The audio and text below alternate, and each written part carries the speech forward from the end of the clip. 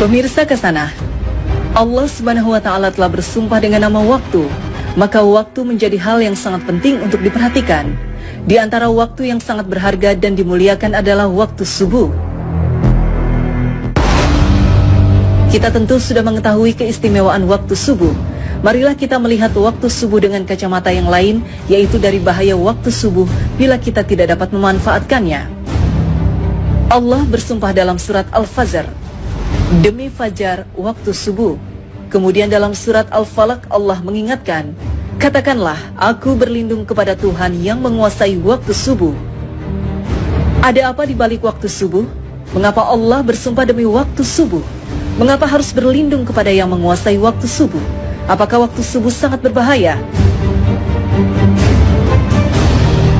Ternyata benar. Waktu subuh benar-benar sangat berbahaya. Waktu subuh lebih kejam dari sekawanan perampok bersenjata api. Waktu subuh lebih menyengsarakan dari derita kemiskinan. Waktu subuh lebih berbahaya dari kobaran api yang disiram bensin.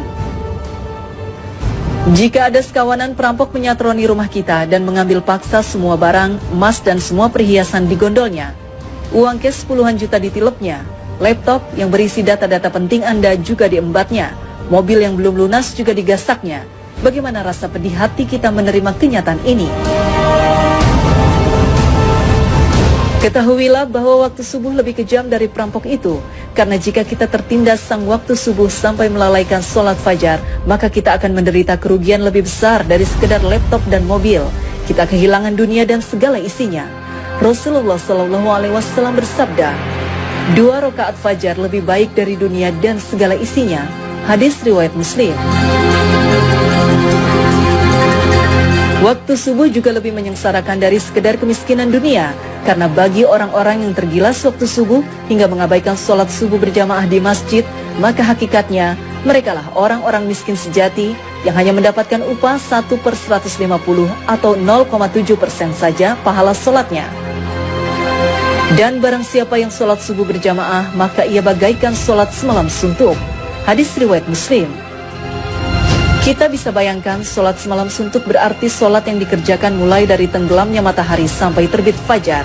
Benar-benar fantastis, sama dengan sholat selama 10 jam atau kurang lebih 150 kali sholat. Betapa agung keutamaan sholat subuh berjamaah ini. Betapa malangnya orang yang tergilas waktu subuh, orang-orang yang mengabaikan sholat subuh berjamaah di masjid. Waktu subuh juga lebih berbahaya dari kobaran api yang disiram bensin. Mengapa demikian? Tahukah kita bahwa Nabi menyetarakan dengan orang munafik bagi yang tidak mampu melaksanakan sholat subuh berjamaah? Sesungguhnya tiada yang dirasa berat oleh seorang munafik kecuali melaksanakan sholat isya dan sholat subuh. Sekiranya mereka tahu akan keagungan pahalanya, niscaya mereka bakal mendatanginya ke masjid sholat berjamaah sekalipun harus berjalan merangkak-rangkak. Hadis riwayat Bukhari Muslim.